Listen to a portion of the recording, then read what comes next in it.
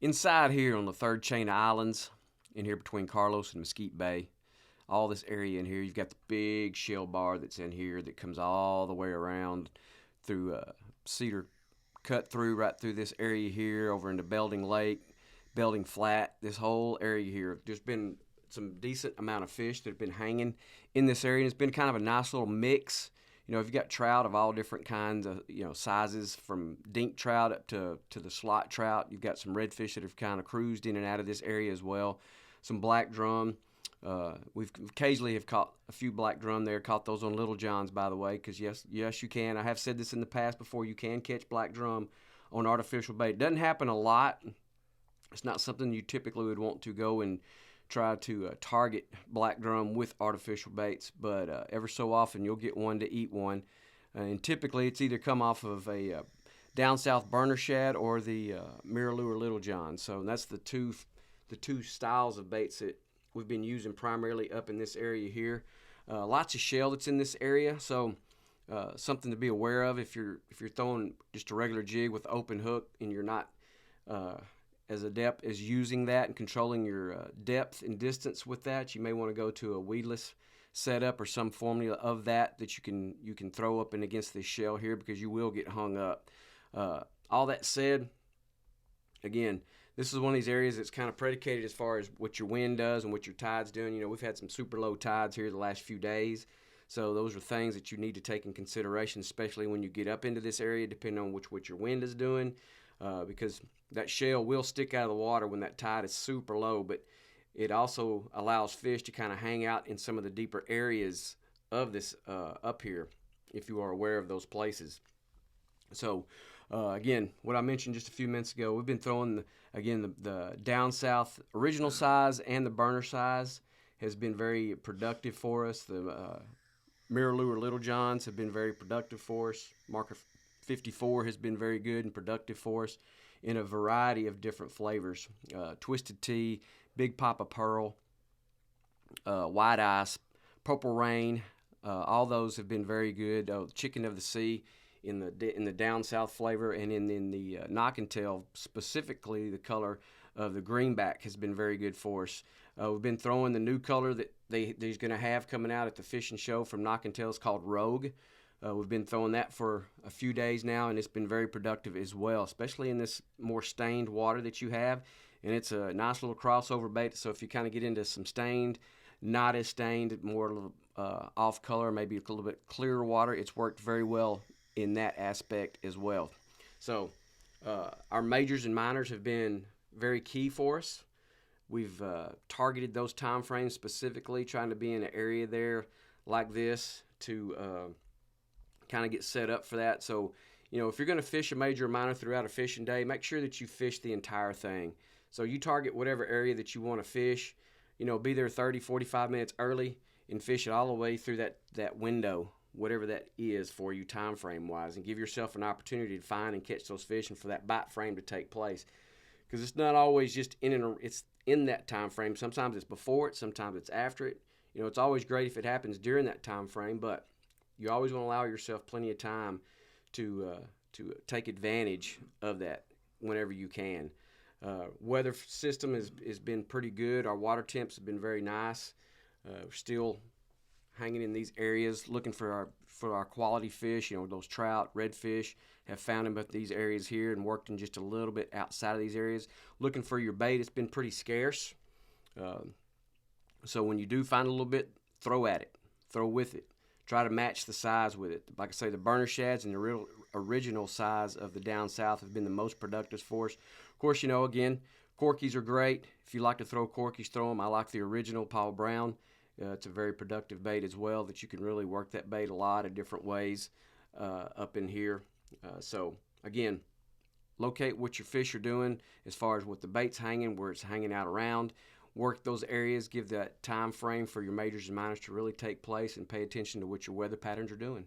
Over here in Carlos, just past the third chain, just backed up to the third chain, matter of fact, this little area right through here on the back side of the island, all the way over to Dunham, this side over here that's on the back side of the ICW into Carlos. This area here has been moderately good.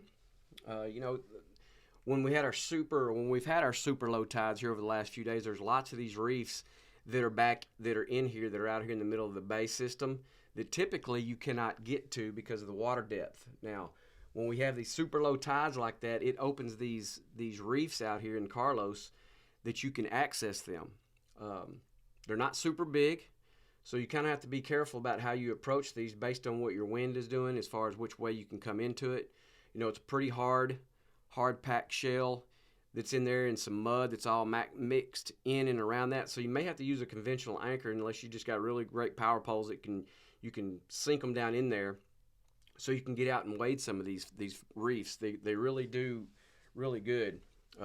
They will hold some fish from time to time and you know, it's kind of sometimes it's a hit or miss type of deal. So, you know, it's not super big. There's like 3 or 4 of them that are out here in the middle of Carlos, closer to this side of the water system. You can find those on your GPS. And again, when the water's like really, really low, and a lot of these reefs up here around the entrance into Carlos show itself, or the fingers are really super out of the water, you can locate those reefs. So again, like I said, they're not super big.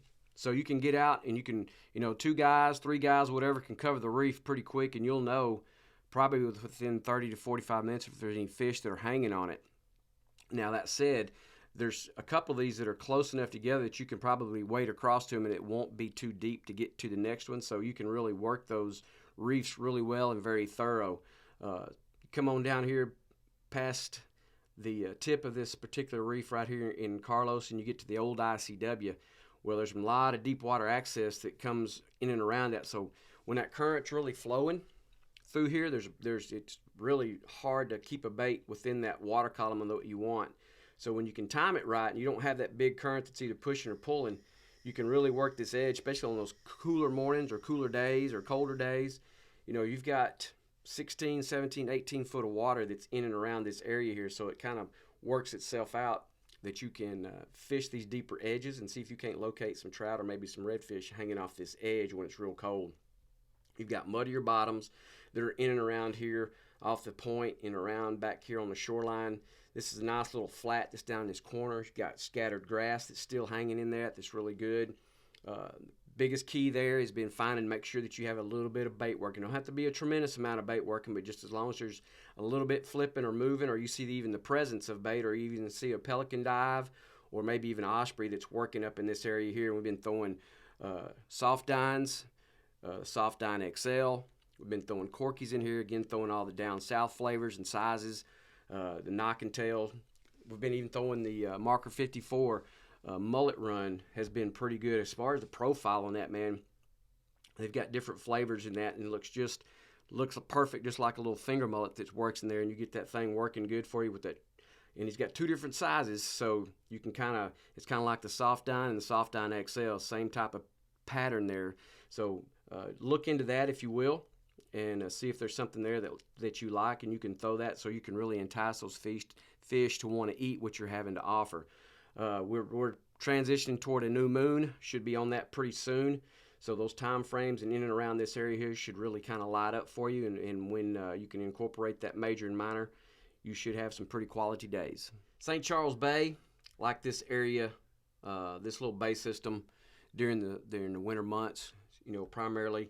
You know, if you fish St. Charles, you know that up in the front half of it, that's where the lots of the shell and shell bars and shell beds are located, basically from this little gas well that's out in the middle of St. Charles Bay all the way to the front, the mouth of the opening that gets you out into the Aransas Bay system. That's where primarily the lots of the shell is. But I like to fish lots of the mud. You know, if you get off of Egg as you head back this direction, you get back there on Egg Point.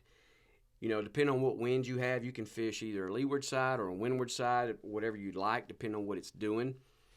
You get down into Boy Scout Camp, down there in Little Devil Bayou, that mouth there, that whole shoreline up to Boy Scout Camp area and around, and you can move over toward Cavasso Creek, that area, the west shoreline. All that area down in there is prime time, really good this time of year. Colder water, you got more mud, you got more grass that's up in those areas. Big and Little Sharp can be good from time to time. They're a little bit not as much grass on those 2 areas right now. There's a little bit of patchy grass here and there. If you can get some bait that's working up on those areas, then you can locate some fish. But you get down there as you go toward Capt in that flat back in this area here. If you get off on this shoreline right here and you head down into Capt and that back lake, the mouth, if you want to get back up in the lake, you can. It's a little squishy, but you can wade it. If you got maybe a smaller boat or something to that effect that really floats skinny, you can troll or motor back in there, and if you want to drift it, you can drift it. You can find some fish back in there. Been redfish that's kind of hanging in those areas from time to time. Not always, but the great thing about it is you can find bait working back in those because it's really protected. It's warmer. It's a lot of mud. You get back in this area here. Be careful if you come back in here and try to wade this. There's a certain point that you can wade it up to, and after that mud gets really, really mushy. And you don't want to be by yourself if you get hung up in that stuff because it won't be a good thing. Stay in your boat if you want to get back up in this. If you want to, drift that or trolling motor it or work it, work the shoreline edges, work a little flatter water out in the middle of it where you've got some grass patches that are there. You can do that.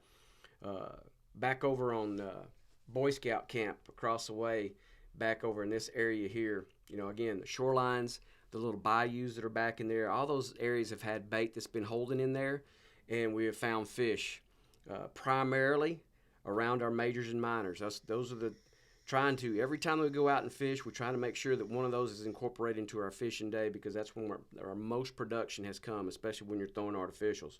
Again, the main baits that we've been throwing have been the original size and burner shad size for the down south. The knock and tail lure has been the 4-inch and the 3 1/4 inch in both the smoke flavor, greenback, and if your water's clear enough, the heavy metal has been very productive for us as well.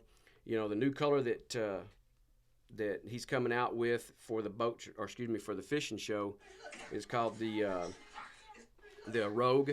So make sure that you got that thing, and once you get some in hand, you can make sure that you're throwing those because, again, that's very productive bait, and he does a lot of good things with it. Again, the down south in the Big Papa Pearl, the newest flavor that he dropped back at the boat show, has been a very productive color for us. Been throwing that quite a bit. And then, of course, the old standbys have been the other flavors that I mentioned earlier in the video. So make sure you get some of those in hand, get some of these areas here. Get out there and wade those areas, find your bait, and you'll locate some fish. And make sure, again, majors and minors are always a key point of your fishing day.